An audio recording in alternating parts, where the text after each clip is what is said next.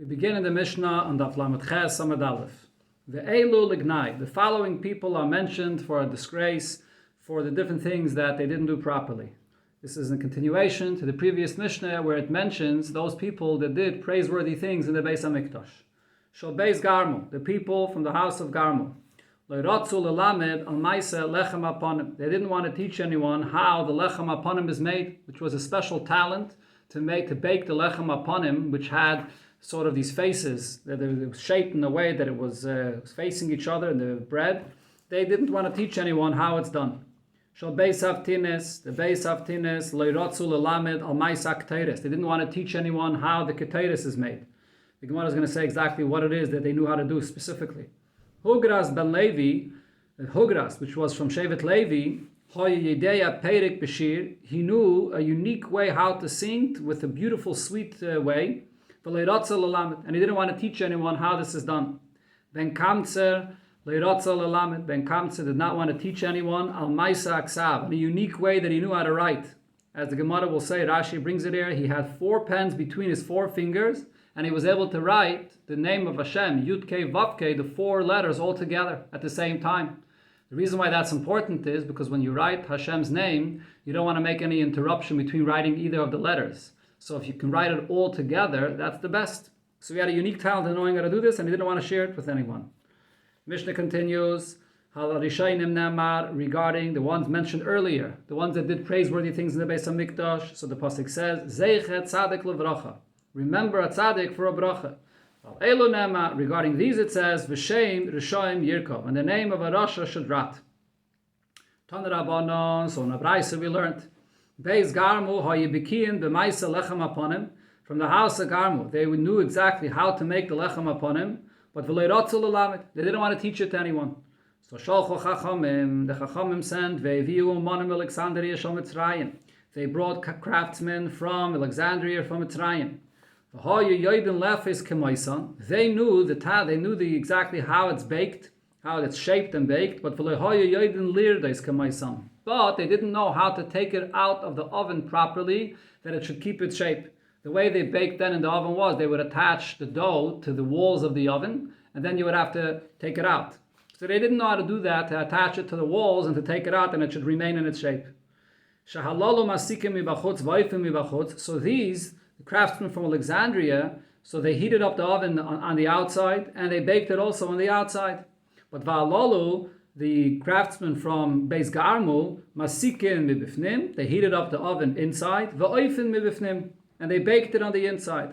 So what happened? What was the difference between them? Halalu piton misapeshes. So the craftsmen from Alexandria, their bread became spoiled. V'halalu, and the one from Beis Garmu, ein piton misapeshes. Their bread did not spoil because it was better baked. It was baked inside the oven. It was hotter. It was baked through and through. But their bread did not bake properly, so it got spoiled. Even though, so the Mefarshim point out, there was the miracle that occurred in the Beis HaMikdash, that from Shabbos to Shabbos it remained fresh and hot, just like when it was placed there in the previous Shabbos. But that's only once it was baked properly. Then the nest happened that it didn't spoil. But for what was not baked properly, the nest didn't occur. So what happened? When the Chachamim heard about this, Amru, they said, everything Hashem has created, He created for His honor.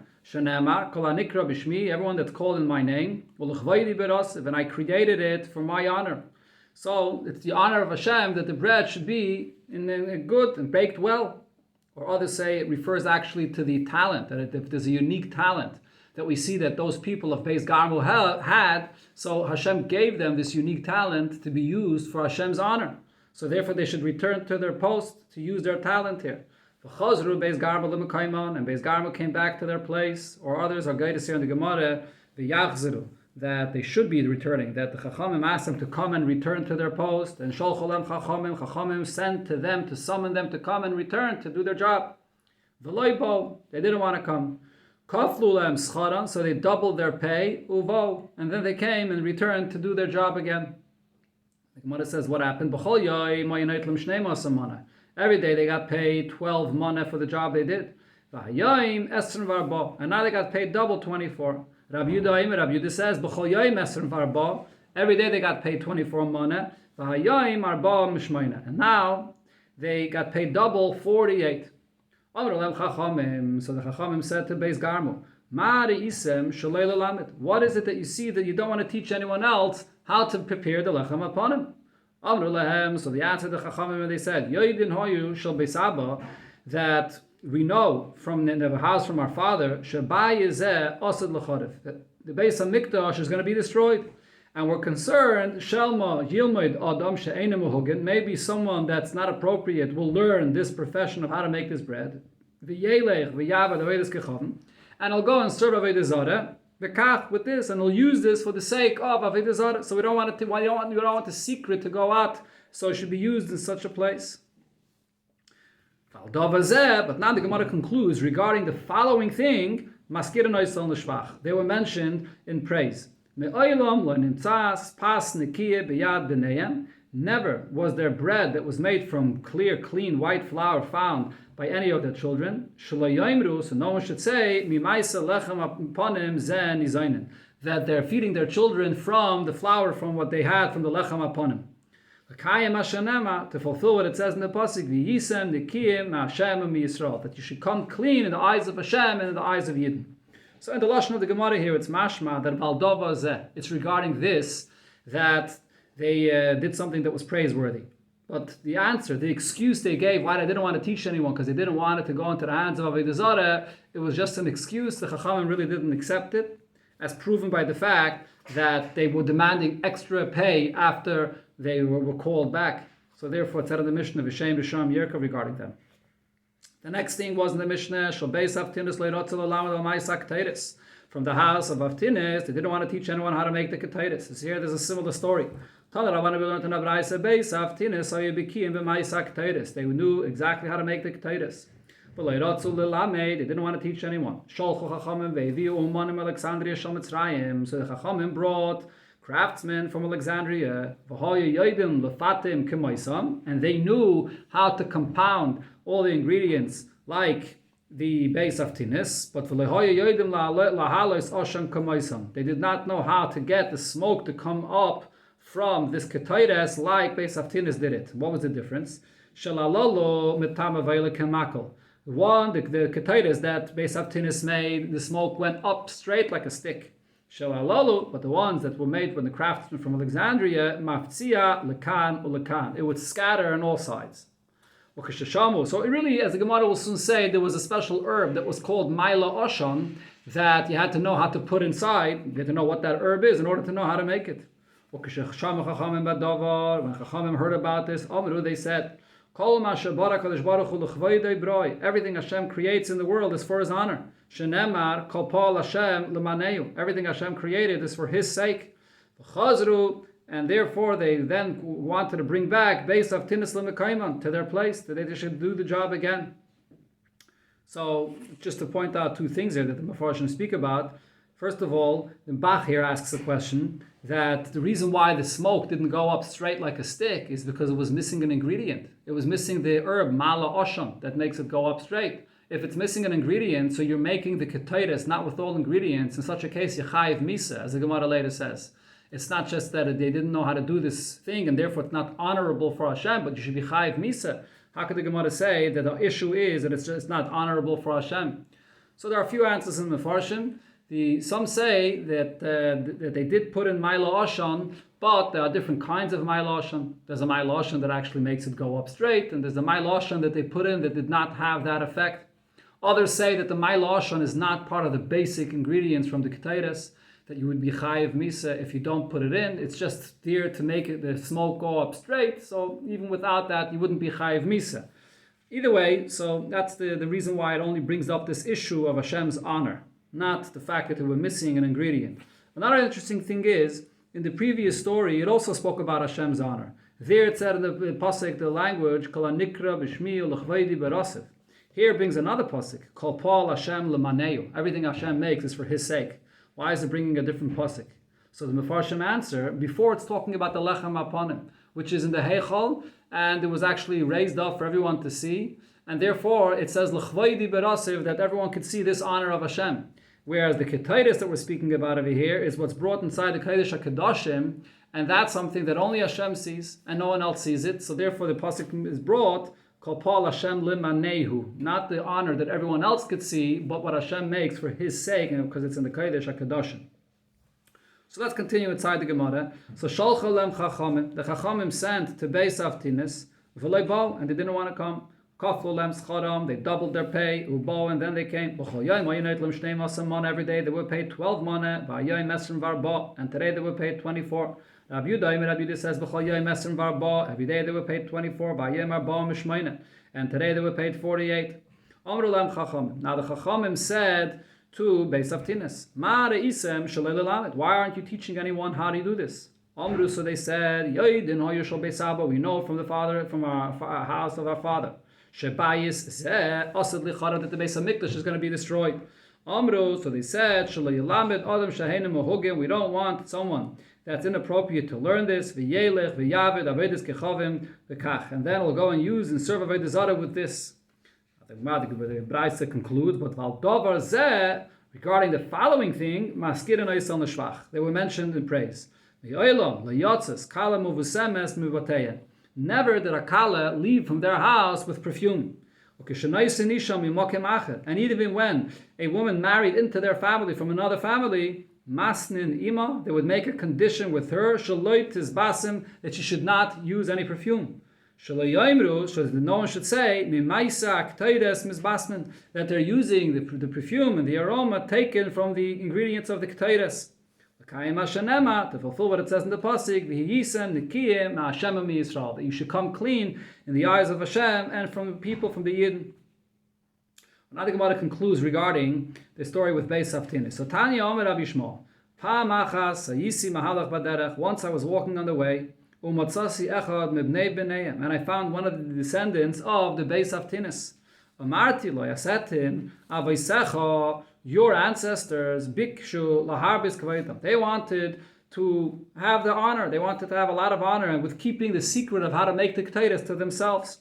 And they wanted to minimize the kavod of Hashem, that no one else should be able to prepare it. Achshav, now what happened after the Beis Hamikdash was destroyed? Kavod makayim b'mekayimai. The kavod of Hashem is in its place. Even if the Beis Hamikdash is destroyed, so as Mefarshim say, the kavod of Hashem is not affected. The kavod of Hashem is all over. Kavod Hashem aretz malaya and malaychal aretz kvaydai. So the glory of Hashem is not affected. Or as others say, that even when there's no karbanis brought in the Beis Hamikdash shel mata, there are karbanis brought in the Beis Hamikdash shel maila. So Hashem's kavod is not affected. But nevertheless, at the same time, umiyat kvaydam, Hashem minimized your honor that you don't have the Beis Hamikdash and you can't use your talent to make the ketores. Rabbi Akiva said, Pa'amachas once, Sachli Rabbi Yishmael ben Luga. Rabbi Yishmael ben Luga told me as follows, that Pa'amachas Yatsasi, once I went out, Ani, myself, Echad Mibnei B'neim, and one of the descendants of Beis Avtinis, L'sadeh, to the field, L'lakit Asavim, to collect grasses or herbs, V'ra'isi, and then I saw Shesachak Ubacha, or the gears actually on the side of the Gemara here is Shebacha V'sachak, that he first cried, and then he laughed. So Rabbi Yishmael ben Luga says, so I said to him, so why are you crying? So he said, I'm remembering the honor of my ancestors that they had in the Beis Hamikdash, that they were able to make the ketores. So then he asked him, so then why did you laugh? So he said to me, because in the future Hashem will rebuild the Beis Hamikdash and give us back our honor. So now he asked him, why did you remind yourself of this right now? So he said to me, I see the herb, Maila Oshan, that is the secret of what was used in the ingredients of the ketores in order to make the smoke go up straight. So he said to him, Hareyuli, show it to me. So he said to me, Shvue hi b'yadeinu, there's an oath that we all take in our family, she'ein marin oisei l'chol adam. We can't show it to any person. Rabbi Yechanan ben Nuri says, share the story that Pa'amachas once, Matzasi Zoken Echad, I found an older person, Umegillas Samamonim b'yadai, and he had the Megillah with the Samamonim, with the spices used for the ketores in his hands. Amartile, I said to him, Imeyayanata, from where, who are you? Amali mi beis Avtinis ani, I'm from the house of Avtinis. Umabi Yotcha, and he asked him, so what do you have in your hands? Amali Megillah Samamonim. I have the Megillah of the Samamonim that are used for the ketores. So Rav Yochanan ben Nuri said to him, Hareuli, show it to me. Amali, so he answered me, Kozman shebeis abaye kayamin, as long as the house of my fathers were alive and they were here, lo yo yumaysim naisel l'chol adam. They didn't give it over to anyone else. But va'achshav, now, harehu l'cha. Now I see that there's no one in the family left that will be able to do this, so I'm giving it to you. V'hazarba, be careful with it, that to use it properly, and then no one else should know of it. And when I came and said the story to Rabbi Akiva, so Amali meyata also l'sape bignusan shalelu. So now, as we see that they only didn't share it because they didn't want it to go out anywhere to Avodah Zarah, but now that they saw that no one else will do it, they did share it, so we can't anymore speak in their disgrace, because they did share it in the end. Now the Gemara returns to what it said before, that the Chachamim wanted to remove Beis Garmu and Beis Avtinis from their position. They tried to bring craftsmen from Alexandria to take them over, and in the end it didn't work. Vikan Oma ben Azai. So from this story, Ben Azai said that we see it says, B'shimcha yikra'ucha, that in your name you'll be called, B'mekayimcha yeshivucha, in your place you'll be left. In other words, what this means is, as Rashi here explains, a person should never worry about the fact that someone else is coming to take away from your parnasa, because if it is deserving to you, so then it will remain for you, your name will be called for this, and you'll return to your place, as it happened over there by Beis Avtinis and Beis Garmu. And what's deserving to you, it'll be given to you. Don't think that what will be given to you is someone else's. This is really what's deserving to you. One person cannot touch or affect what's prepared for his friend. The kingdom of one king will not ever touch the next king, not even like a small thread. Each one has their time, that it's destined, that it's bashar, that he should be a king, and that he should make his parnasa, and nobody can touch what belongs to someone else. Going back to what it said in the Mishnah, Hugras ben Levi v'chulu, so he knew how to sing. So in the Braisa it said, Tanya, Kishu noisin koila ben Yuma, when he would sing sweetly, Machnes goydloi l'toich piv, he placed his thumb in his mouth, Umaniach etzboi beina nimin, and he put his other finger between the hairs of his mustache, inside his mouth. And he made such a loud sound that they would fly backwards with their heads from this tremendous sound that he was able to make with his mouth. Tana Rabbana and Abraisa we learned regarding the next thing that it said in the Mishnah. Ben Kamtzer Loirotza Lelamed Al Maisak Sav. He did not want to teach anyone how to write in a unique way. And what was that? Amru, all of this said regarding him. Shayanaitel Dalit Kulmisim Beinetz Ba'isaf. He took 4 pens and he placed them between his fingers.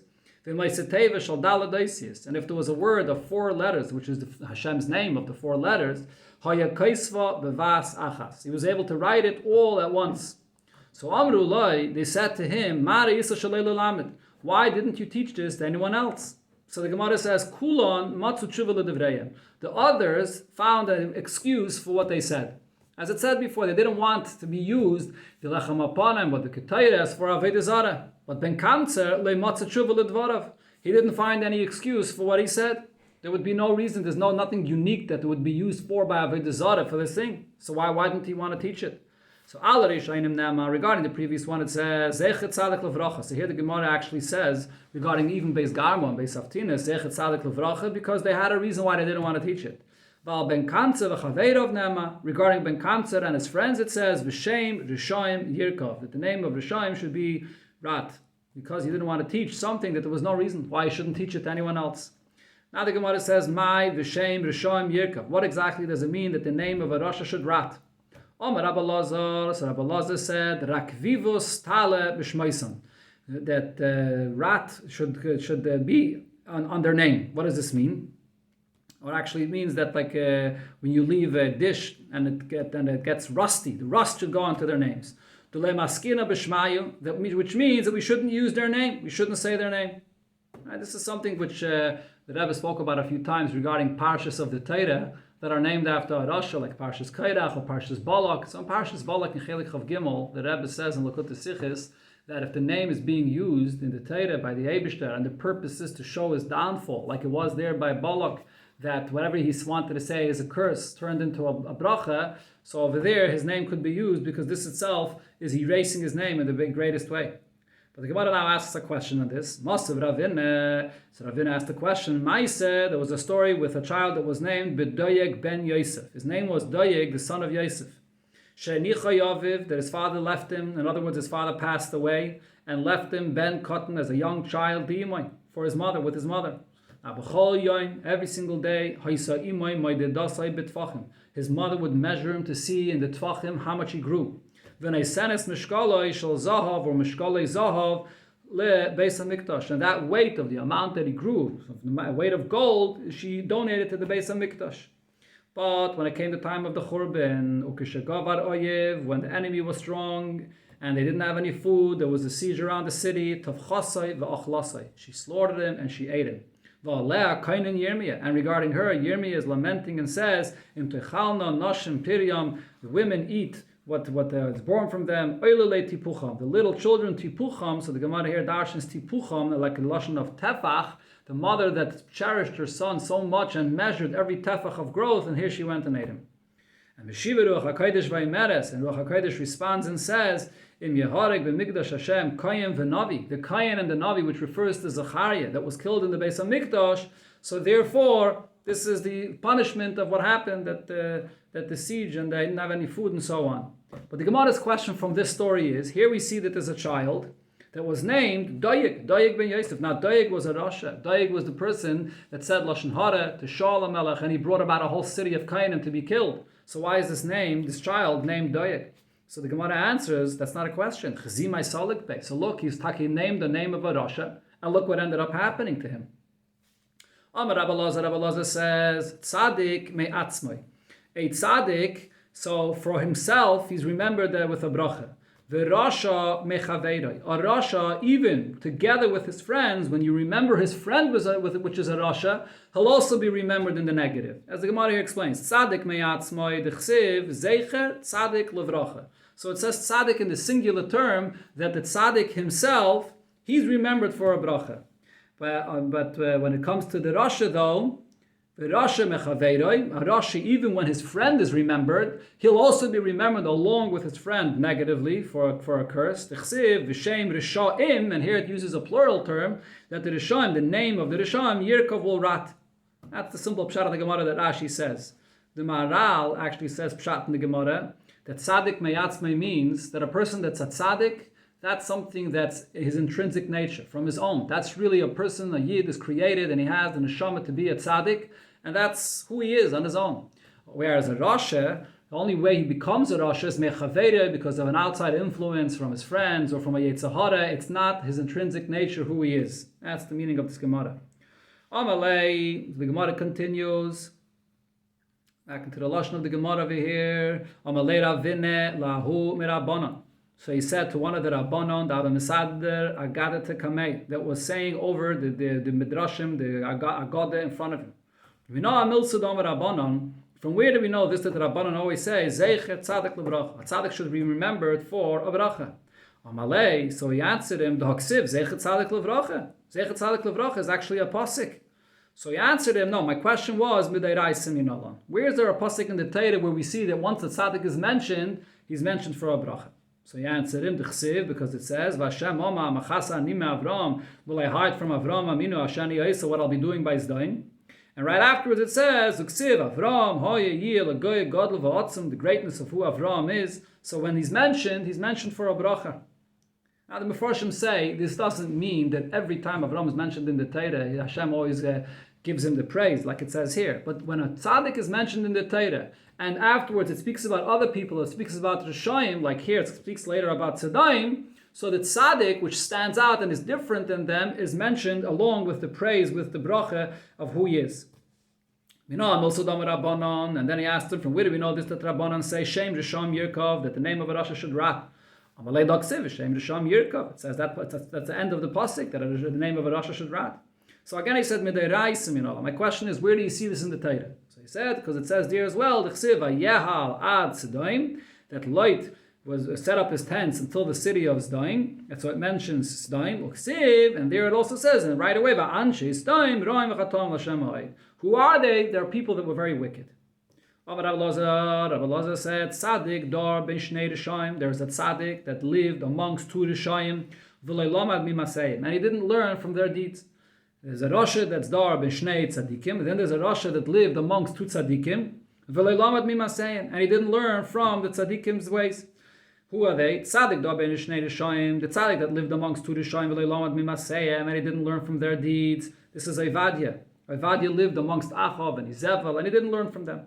Rasha dar ben shnei tzaddikim, a Rasha living amongst two tzaddikim, v'lo lamad mimasayim, and he didn't learn from their deeds. Zeh Esav. This is Esav that lived amongst Yitzchak and Yaakov, and he didn't learn from them.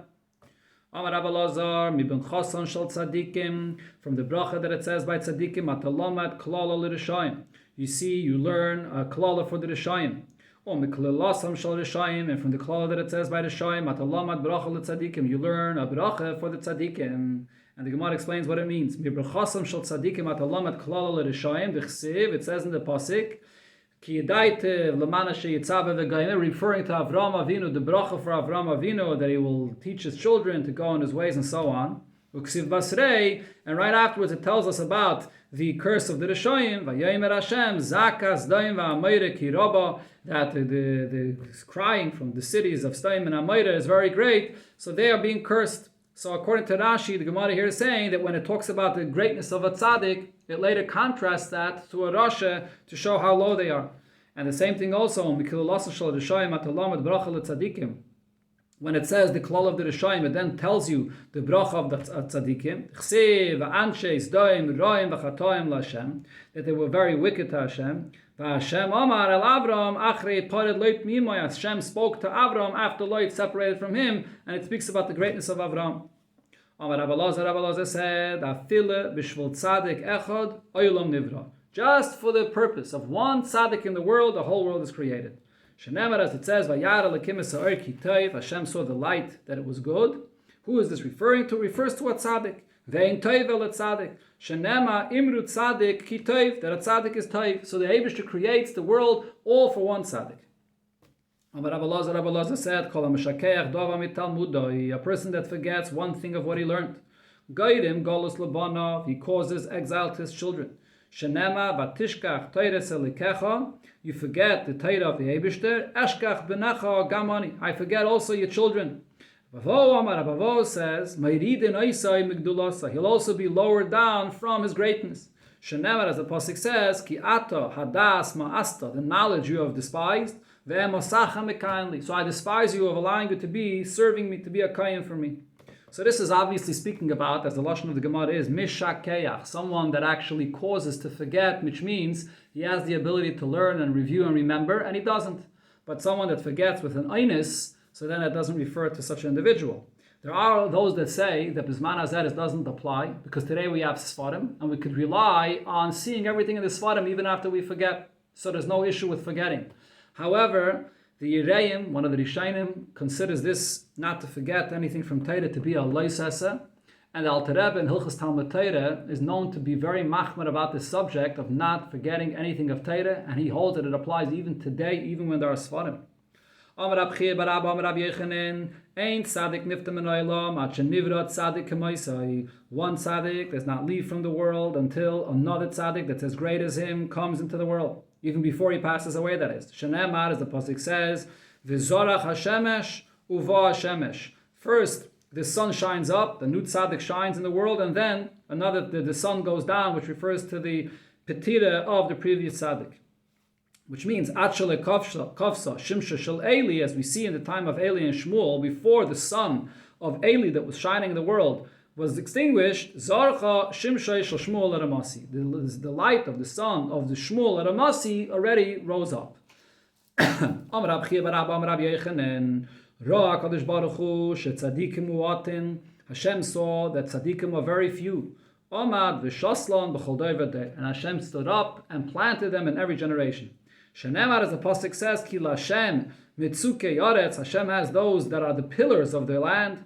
Vayoshes aleim tevel, and he bases upon them the entire world, and he spreads them out in every generation. Amar Rab Chia Barabbah said, Amar Rab Yechanan, afilu b'shvut tzadik echad olam miskayim. Just in the schus of one tzaddik, the whole world exists. Shenema v'tzadik yusaid olam. That the tzaddik is the foundation of the entire world. Alter Rebbe quotes this Gemara in Tanya, in Perik Aleph, and Alter Rebbe proves from here that the true concept of a tzaddik is not someone that's mostly mitzvahs, but that's just a person that's a tzaddik b'dinai. Then in the judgment, he's considered to be a tzaddik. But the real concept of a tzaddik are very few people, as we see here in the Gemara, maybe even one person, that holds up the entire world. And actually, the Rebbe says in one place that the two levels that it speaks about here, they're not the same. First, he says that there are tzaddikim that are mu'atim. There are very few tzaddikim that hold up the whole generation. And then it says that tzaddik echad. This tzaddik echad refers to a higher level of a tzaddik, which is a single individual in a generation that holds up the entire generation. Rab Chia brought another pasuk to prove this point, that one tzaddik holds up the entire world, because the pasuk says, Raglei Chasidov Yishmar, that the Chasidim, the Raglaim, the feet of the Chasidim, Yishmar, Hashem protects them. So according to this Pirish, what he's saying is that Raglei, as Rashi here says, could also mean because of. Because of the Chasidim, the Eibishter protects the world. So the Gemara says, well, that doesn't mean one tzaddik. It says Chasidov tuva mashme. Chasidov is plural. It means that it's more than one. Amar Rav Nachman bar Yitzchak, Chasidoi ksiv. The way it's written, though, is it's written Chasidoi, even though you pronounce it as Chasidov, but we can learn from Chasidoi that even one Chasid holds up the entire world. The Gemara brings other drashas on this pasuk. Amar Rab Chia bar Abba, Amar Rab Yechanan, Kivin sheyatzu roiv shnoisav shel adam. Once most of the lifetime of a person are past, v'loy chata, and he did not sin, shuv enechayte. He doesn't come to sin again. Shenemar, as the pasuk says, ragle chasidov yishmar. And here the Gemara is saying that what this means is, ragle means like the bottom of the body of a person. So too the end of a life of a person, if he lived most of his life and he didn't sin, so in the end of his life he's not going to come to sin. The Bei Rab Shila Omri, by Rab Shila they use this pasuk for another drasha. Kivin shabal yodei dvar avere pam rishayno shniya. If an avere came to a person once or twice, ve'ena chayte, and he did not fall through and he did not sin, shuv ve'ena chayte. So if it happens a third time, he's not going to sin again. Shenemar, as the pasuk says, ragle chasidov yishmer. And according to this pshat, ragle means a habit, like a regilus. If a person got into the habit to overcome that temptation once and twice, so then he will be protected and he won't sin the third time. Amar Reish Lakish says, "My dechsiv." What's the meaning of the pasuk that says in leleitzim uyolitz? If you want to be part of the leitzim, the scoffers, so you can be with them, with the leitzim, ula novim, and to be part of the humble ones, yitein chen. Hashem will give you grace. So what do we learn from here? Bal letame, a person that wants to go and be impure, paischin loy. Hashem opens up and makes it possible for him. Meaning that Hashem allows him. He doesn't push him, he doesn't help him, but he allows him to do that. However, a person that comes to purify himself, here Hashem helps him. As the pasuk says, Yitein chen, Hashem gives him a hand to help him to become a humble person. Rabbi Shmuel said about this, mashal, and the analogy for this is, a person that sells neft, which is not a very good smelling kind of a fuel, and balsam oil, which is a very good smell. So so someone that comes and he wants to buy the neft, so the seller tells him, you can measure it for yourself and buy it. But if he wants to buy from him the balsam oil, which is a good aroma, the seller tells him, wait for me, I want to measure it together with you, so we could both have the benefit of the aroma of this balsam oil. So the same thing also when a Yid Chas v'Shalom comes to do an Aveira, Hashem allows him. Doesn't help him, but he says if this is what you're doing, Hashem allows that to happen. But when it comes to something positive, then Hashem assists the person and helps him do a mitzvah. Tana the Rabbi Shmuel. There's actually a pshat that's brought in the Chassidus. I remember hearing it from the Rebbe. Bal l'tayir Messiah noisa. It doesn't say bal li toher. Li toher would mean if you are coming to purify yourself. Bal l'tayir means you come to purify others. When you come to purify not just yourself, but you're thinking about others, then Messiah noisa. That's what the Gemara here means, that a person has a special assistance from above. A person that does an Aveda, it will clog up the heart of the person. Shenemar, as the pasuk says, do not become impure with this. V'nit meisem bam, you'll become impure. Al tikri v'nit meisem, don't read it v'nit meisem, which means impure. Ella read it v'nit tamtem, that your heart will become clogged up. As the Alter Rebbe speaks in Tanya in Perik Chavtes Ba'arichis regarding Timtum Aleva Mayach, a person that doesn't Aveda, it clogs up your heart. Taner Rabbanon and Abrayis to be learned similar. Al titamu b'em v'nit meisem bam, do not become tamei, you'll become tamei, which means Adam etam atzmei ma'at. If a person will do something and he becomes impure just a little bit, mitama noisei harba mulmata. So then mitama noisei. Sorry, then the Eibishter is mitameim. Harbe milmata. If a person is mitame himself a lot from below, mitame noisei mulmaila, Hashem will also be mitame from above. This only means, though, that the Eibishter allows him, as Rashi clarifies, it doesn't mean that Hashem pushes him to become tamei more, but like we said before, Hashem allows him to become tamei. So, a person